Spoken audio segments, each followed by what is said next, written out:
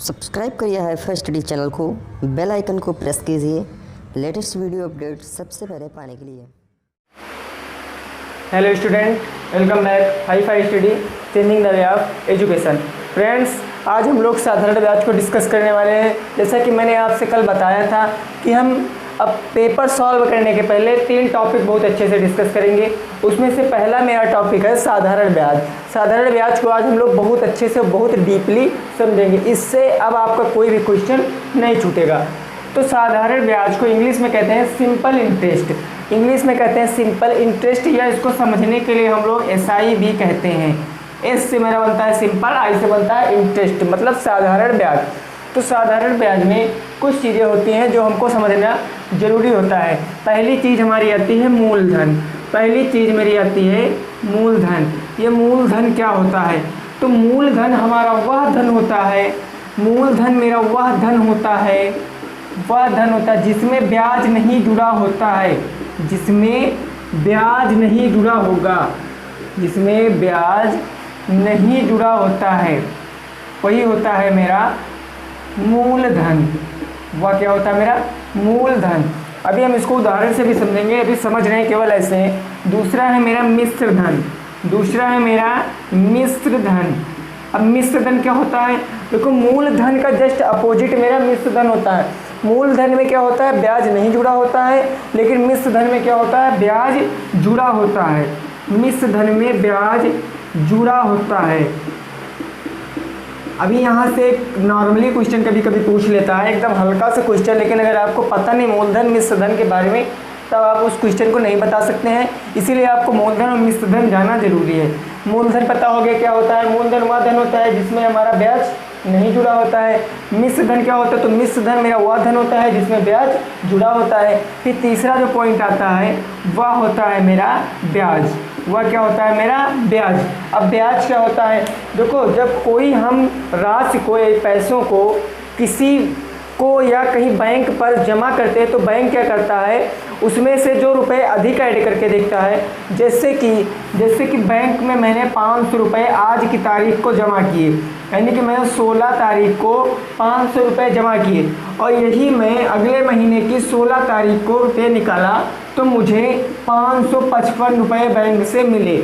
मैंने क्या किया? 500 रुपये 16 तारीख को जमा किया, उसके बाद 16 तारीख को, अगले महीने की 16 तारीख को जब पैसे निकाला, तो मैंने देखा मेरे 555 रुपये हमको मिले।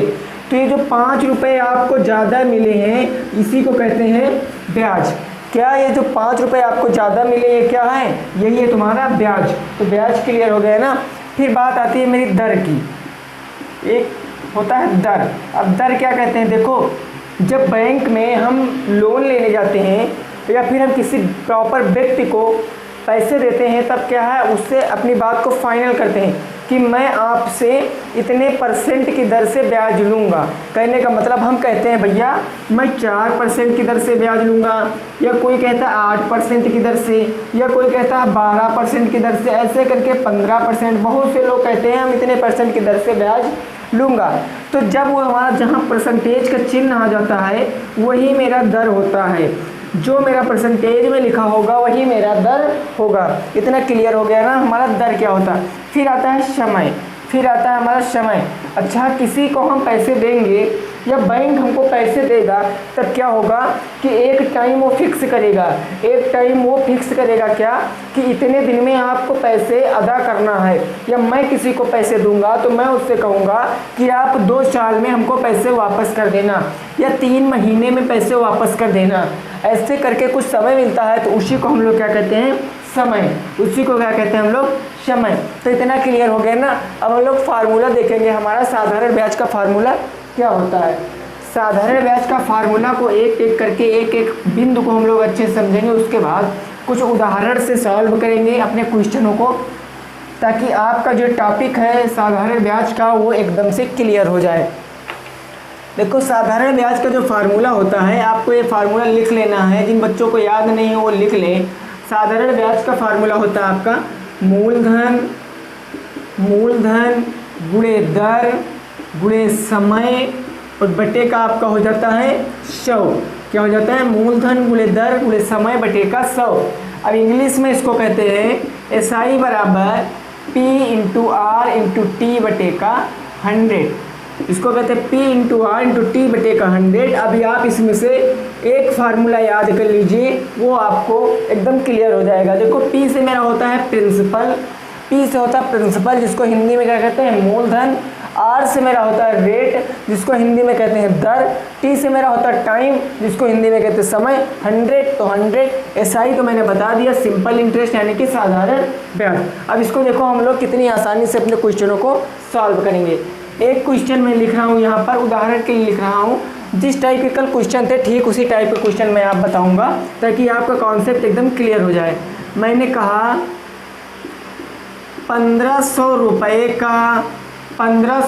का 2 वर्ष, 1500 रुपये का 2 वर्ष का 18% वार्षिक ब्याज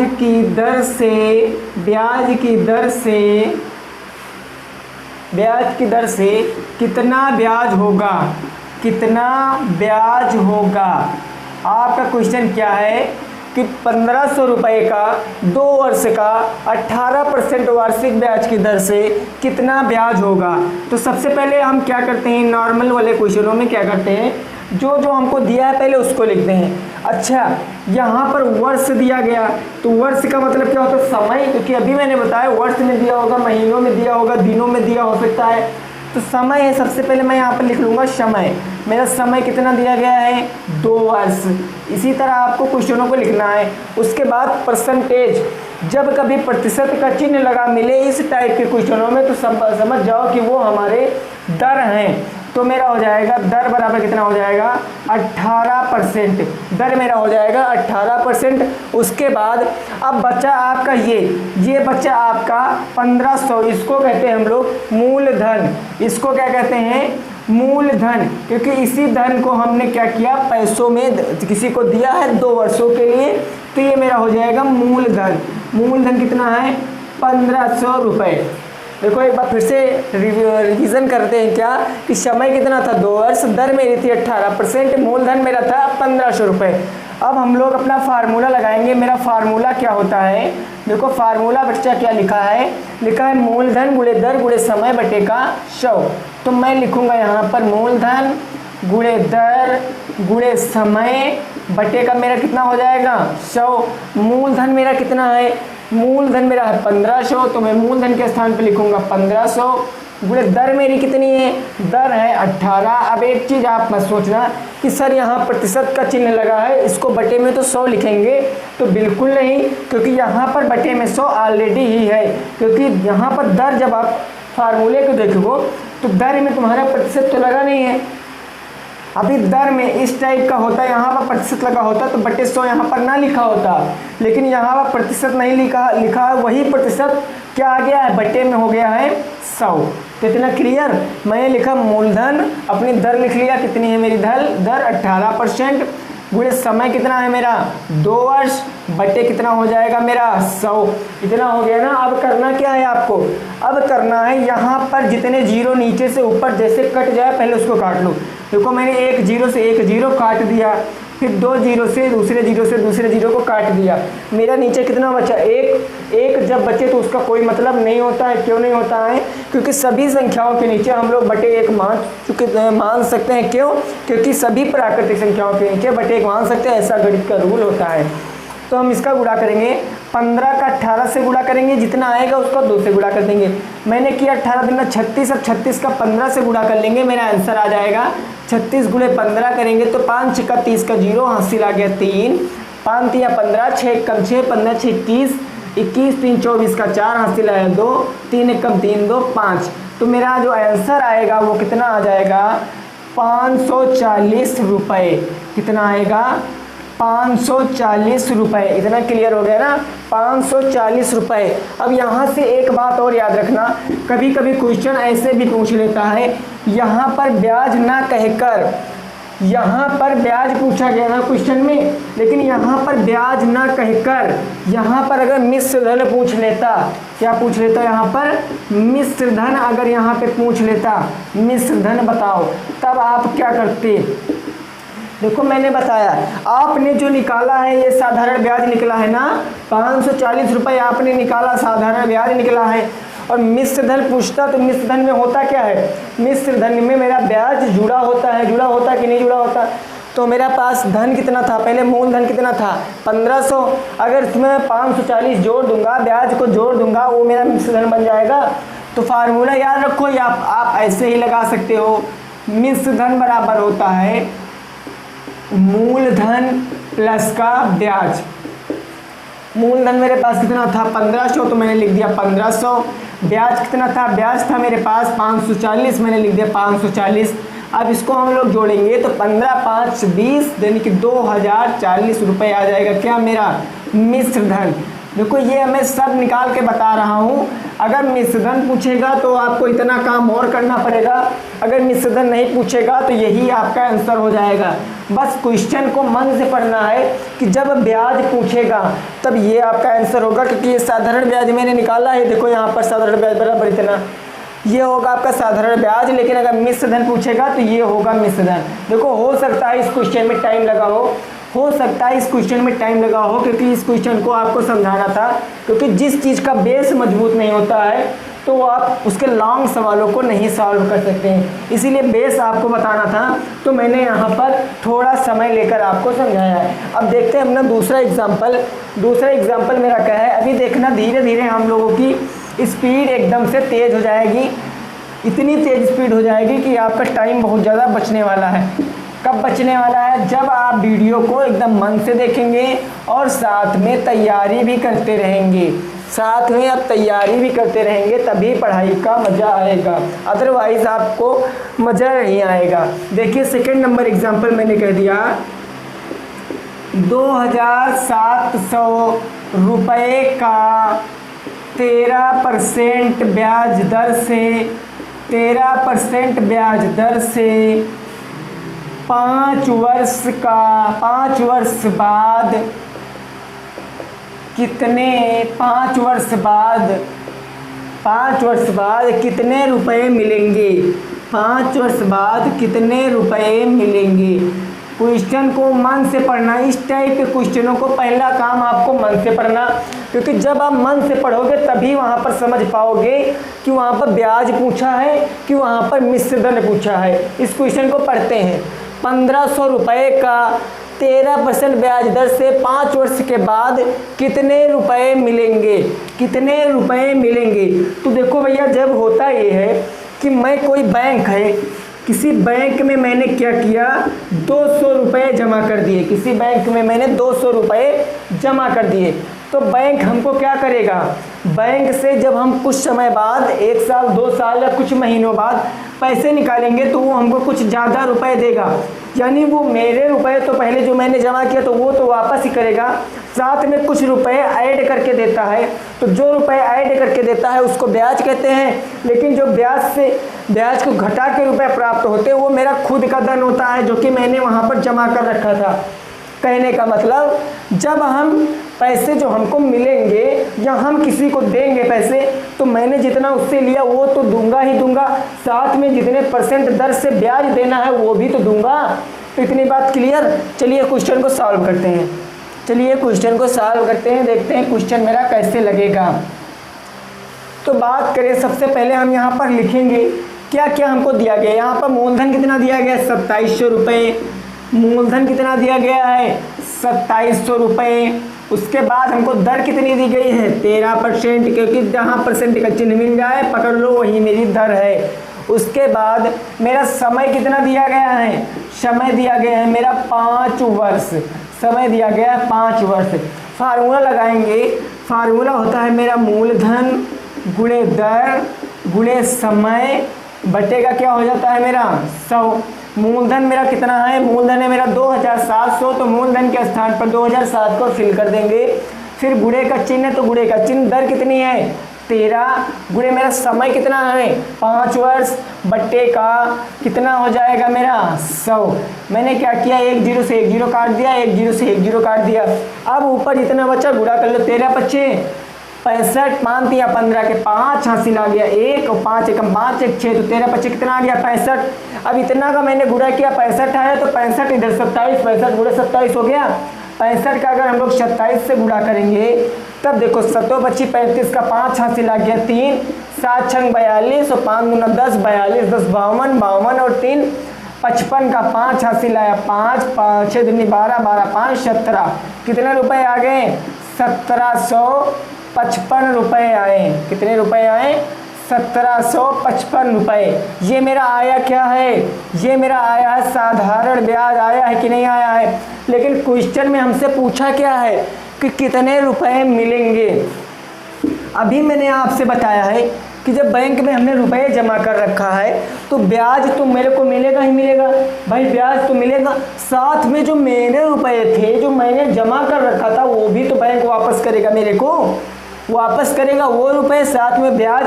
तो मेरे पास पहले से कितने थे, मैंने जमा कितने किए थे 2700, तो मैं क्या करूँगा 2700 तो हमको जमा ही थे और साथ में ब्याज मिलेगा तो ब्याज कितना मेरे को मिला 1755 रुपये। अब इसको जब टोटल जोड़ेंगे जो आएगा वही मेरा क्या हो जाएगा आंसर। तो 2700 में अगर हम 1755 जोड़ेंगे तो मेरा हो जाएगा 5, फिर 5, 7 7 14 के 4 हासिल आए 1 2 1 3 1 4। टोटल रुपए मेरे को कितने मिलेंगे 4455। यही हो जाएगा आपका आंसर कितना 4455। तो आई होप कि आपको वीडियो अच्छी लग रही है। तो वीडियो अगर अच्छी लग रही है तो वीडियो को अभी से लाइक कर दें, साथ में शेयर करना ना भूलें।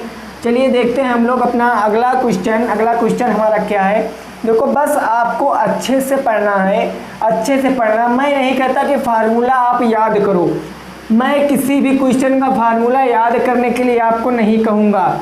करना क्या है आपको, अगर आप एक फार्मूले से जो फार्मूला लगता है उसी फार्मूले से आप जितनी जल्दी 2 3 4 क्वेश्चन सॉल्व करेंगे, समथिंग में आप लगभग में 5 क्वेश्चन आप सॉल्व करेंगे तो फार्मूला आपके माइंड में एकदम सेट हो जाएगा।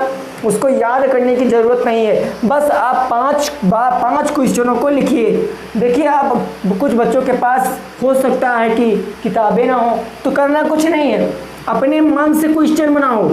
1500 राशि थी तो उसको 3000 लेकर बनाओ, 3000 को भी 6000 लेकर बनाओ। ऐसे करके आप कम से कम 4-5 क्वेश्चन अपने मन से समय बदल कर, दर बदल कर, मूलधन बदल कर ऐसे लगाओ, ये फार्मूला रट जाएगा, आपका कॉन्सेप्ट भी एकदम क्लियर हो जाएगा, आप क्वेश्चनों को एकदम क्लियरली बहुत अच्छे से लगा पाएंगे। चलिए देखते हैं अपना 3rd नंबर एग्जाम्पल कि 3rd नंबर एग्जाम्पल मेरा क्या है। 3rd नंबर एग्जाम्पल जैसे मैंने कह दिया क्या कि राम ने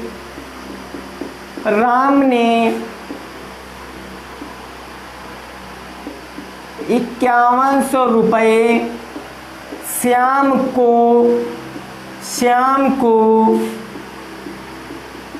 2 वर्ष के लिए 20%, राम ने श्याम को 5100 रुपये 2 वर्ष के लिए 20% दर से देता है तो श्याम राम को कुल कितने पैसे देगा। श्याम राम को कुल कितने पैसे देगा।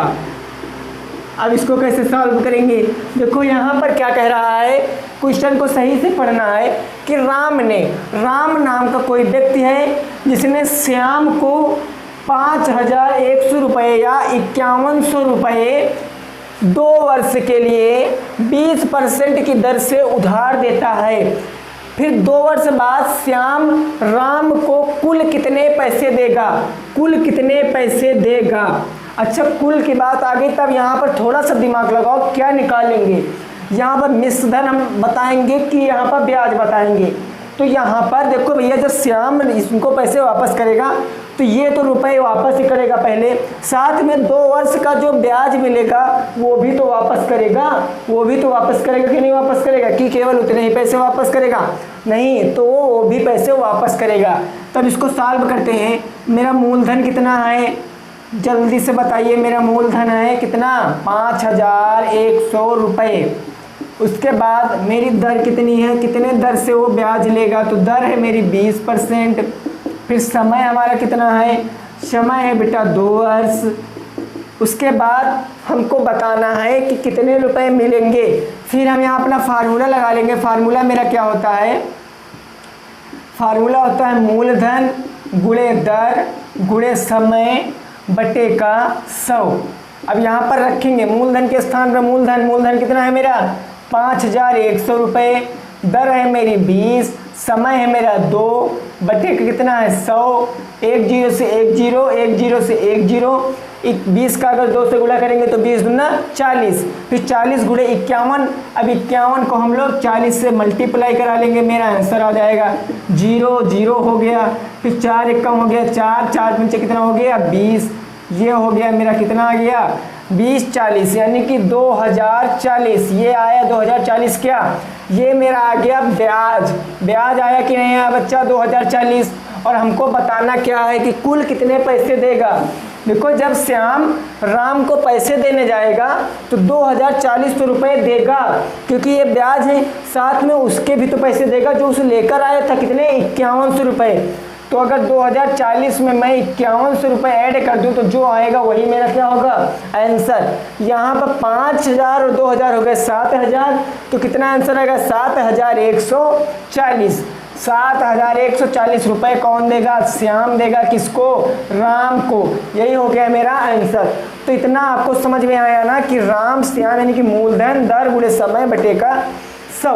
अच्छा, इसको निकालने का एक और फंडा होता है, देखो कैसे, देखो कैसे मैं बता रहा हूँ। इसको निकालेंगे हम लोग एक और फंडे से, जो कि शॉर्ट ट्रिक है। कैसे, देखो यहाँ पर बताया गया मूलधन कितना है 5100 रुपये, दर कितनी है 20% और कितने वर्ष का 2 वर्ष का। तो सबसे पहले अगर मैं क्या करूं, मैं यहाँ पर अगर 5100 का 20% निकाल लूँ तो 1 साल का पता चलेगा कि नहीं चलेगा। 5100 का 20% निकालूंगा, 2 0 से 2 0 कट गए, 51 गुणे 20 कितना हो जाएगा मेरा, 51 गुणे 20 कितना हो जाएगा बताओ बच्चा। यहाँ हो जाएगा 0, यानी कि 5 0 1 कम 0, फिर 0, फिर हो गया 2 पंचे 10 का 0, हासिला 1, फिर 2 1 कम 2 2 1। रुको, यहाँ पर हम लोग लिख कर गुणा करते हैं, नहीं ऐसे गलत हो सकता है। तो मैं क्या करूँगा 51 गुणे का 20, 0 0 हो गया, 2 1 कम हो गया 2, 2 पंचे 10, कितना आ गया 1010, 1020। 1020 मेरा 1 साल का आया। फिर जो ब्याज मिलेगा, ये ब्याज अगले साल भी तो मिलेगा, तो 1 साल बाद और मिल जाएगा, तो कितना हो जाएगा 2040। अब 2040 मेरा 2 वर्ष का ब्याज हो गया। ये प्लस अगर मूलधन हम लोग 5100 रुपये जोड़ देंगे तो मेरा जो आ जाएगा वही क्या होगा आंसर। ये होती है शॉर्ट ट्रिक और ये होता है कॉन्सेप्ट। लेकिन मैं कहता हूँ भैया आप शॉर्ट ट्रिक भी पढ़िए, कॉन्सेप्ट भी पढ़िए, क्योंकि किसी स्थान पर शॉर्ट ट्रिक मेरी फेल हो जाती है लेकिन कॉन्सेप्ट मेरा कभी फेल नहीं होता है। कॉन्सेप्ट अगर आपको पता है तो आप किसी भी बड़े से बड़े लेंथी सवाल को सॉल्व कर सकते हैं, लेकिन आपको अगर ट्रिक पता है तो ट्रिक सभी क्वेश्चनों में अप्लाई नहीं होती है, वो केवल 19% क्वेश्चनों में अप्लाई होती है, 10% क्वेश्चनों में अप्लाई नहीं होती। तो करना कि आपको यहाँ पर कॉन्सेप्ट भी पढ़ना है, आपको ट्रिक भी पढ़ना है, क्योंकि दोनों ज़्यादा इंपॉर्टेंट है। तो चलिए देखते हैं अगला एग्जाम्पल। टोटल हम लोग 5 एग्जाम्पल करेंगे, 5 एग्जाम्पल में हम लोग साधारण ब्याज का गर्दा उड़ा के रख देंगे। बस आपको कभी साधारण ब्याज को पढ़ना नहीं पड़ेगा, आपको केवल अपनी तैयारी करना है बस। साधारण ब्याज से रिलेटेड जितने भी क्वेश्चन आपको मिले, किसी भी बुक में मिले, आपको उसी को सॉल्व करना है, चलिए देखते हैं अगला हम 4 नंबर क्वेश्चन। मैंने कहा, अब देखो यहाँ पर मैं क्या करूँगा, यहाँ पे अब मूलधन निकालना बताऊँगा, क्योंकि हो सकता है आपके क्वेश्चन पेपर में जो क्वेश्चन आए उसमें मिश्र धन दे, मूलधन ना दे, तब आप क्या करोगे, आप कहोगे कि सर आपने तो मूलधन निकालना बताया ही नहीं। तब आप सोचोगे कि सर ने हमको पूरा अच्छे से नहीं पढ़ाया। लेकिन मैं जो चीज़ आपको पढ़ाऊँगा एकदम विधिवत, उसकी जड़ तक मैं पढ़ाऊँगा, तो आपको कुछ परेशानी नहीं होगी, ये मेरी गारंटी है। चलिए देखते हैं मूलधन कैसे निकालते हैं। क्वेश्चन, जैसे मैंने कहा कि ब्याज आपका दिया गया है 1900 रुपये, दर दी गई है आपकी 10%, समय दिया गया आपका 2 वर्ष। ब्याज दिया गया 1900 रुपये, दर दी गई 10%, समय दिया गया 2 वर्ष। उसके बाद आपको क्या पूछ लिया गया, मूलधन पूछ लिया गया। और मैंने अभी पीछे बताया क्या है कि मैं जितने भी क्वेश्चन आपको सॉल्व कराऊंगा सब एक ही फार्मूले से सॉल्व कराऊंगा। मैं कभी फार्मूला बदलूंगा नहीं, चाहे जो पूछे, चाहे समय पूछे, दर पूछे, कुछ भी पूछे, मैं फार्मूला इसी को अप्लाई करूंगा। मैं इसी फार्मूले से सभी क्वेश्चन लगाऊंगा। बहुत बच्चे जो पढ़े होंगे इससे पहले तो उनको बताया गया होगा दर निकालने का फार्मूला अलग, लेकिन नहीं, मैं इसी फार्मूले से आपको बताऊंगा। फिर मैं देखो अब अपना ये फार्मूला लगाऊंगा तो हम क्या करेंगे, जहाँ पर जो है उसी को रख लेंगे। साधारण ब्याज कितना दिया गया, 1900 रुपये, तो साधारण ब्याज के स्थान पर रखेंगे 1900। बराबर का चिन्ह है तो बराबर का चिन्ह। मूलधन कितना है नहीं पता है तो मूलधन के स्थान पर मूलधन ही रखेंगे। फिर दर कितनी है, दर है मेरी 10% तो 10 हो जाएगा। समय है मेरा 2 वर्ष तो 2 हो जाएगा। बटे में कितना हो जाएगा, 100। बटे में कितना हो जाएगा, 100। अब करना क्या है, देखो इसके नीचे क्या मैं बटे 1 मान सकता हूँ, इसके नीचे मैं बटे 1 मान सकता हूँ, क्योंकि सभी संख्याओं के नीचे बटे 1 मान सकते हैं हम। अब क्या करेंगे, देखो पहले इसको मैं डिवाइड कर लेता हूँ। 1 0 से 1 0 कट गया, ऊपर कितना बचा, 2 1 कम 2, इसको काट लेंगे, 2 1 कम 2, 2 पंची कितना हो जाएगा 10। तो यहाँ पर मेरा कितना बचा, ऊपर तो केवल मूलधन बचा, नीचे बच गया 5। तो यहाँ से एक होता है तिर्यक गुणा। क्या होता है, तिर्यक गुणा। अगर मूलधन का 1 से गुणा करेंगे तो मूलधन ही तो होगा, ये हो गया मूलधन। उसके बाद अगर 1900 का गुणा 5 से करेंगे, 1900 का गुणा 5 से करेंगे तो कितना आ जाएगा, 5 0 हम 0, 5 0 हम 0, 5 9 45 के 5 हासिल आ गया 4, 5 एकम 5 4 9।